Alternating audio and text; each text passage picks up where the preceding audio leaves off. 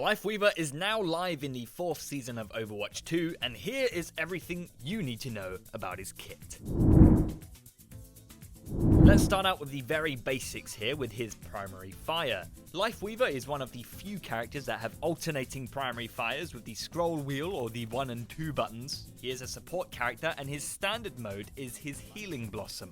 You can click this to fire a low charge lock-on projectile or hold it down and then release it for a high charged projectile.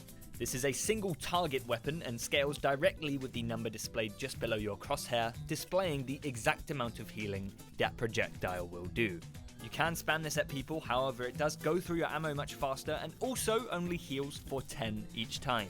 Once it has a target, it stays locked onto them for a short while. No matter where you aim and how many walls are in the way, it will connect with the target.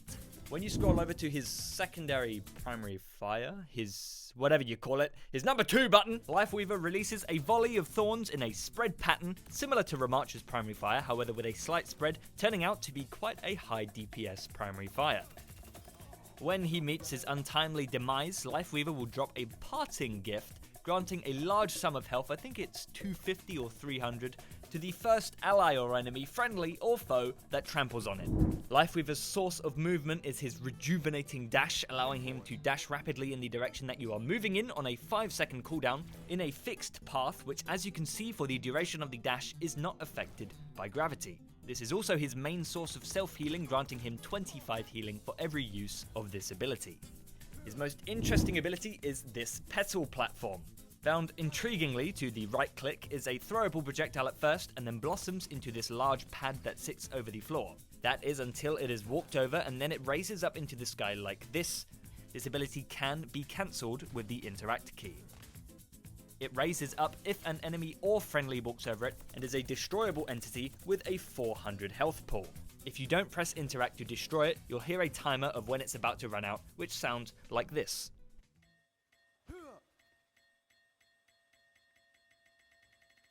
This breaks right towards the end of the ability's 13-second cooldown. And now his coolest ability, the Life Grip, allows you to pull your teammates right next to your location. This can be useful if your teammate's an idiot or need to reposition, and is not easy to troll with thanks to the niche way you can only use this ability when there is ground below you. Though, that being said, you can still troll with the ability in different ways.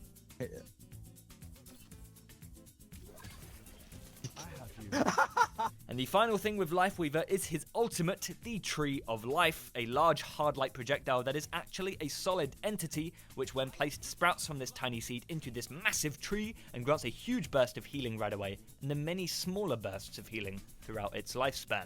This can be used not only for its healing, but also for its ability to block the enemies in, like an ice wall from Mei. However, you must also note that it is a destroyable entity with only 1000 health to its name. Overall, he seems like a very fun character to play, maybe not so much to play with, since his healing output is very small bar his ult.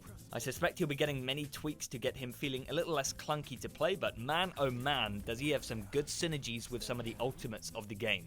Him right now in the current state of the game is sort of like how Symmetra was back when she was a support. Oh, can I? Oh, you can do it really fast with 1 and 2.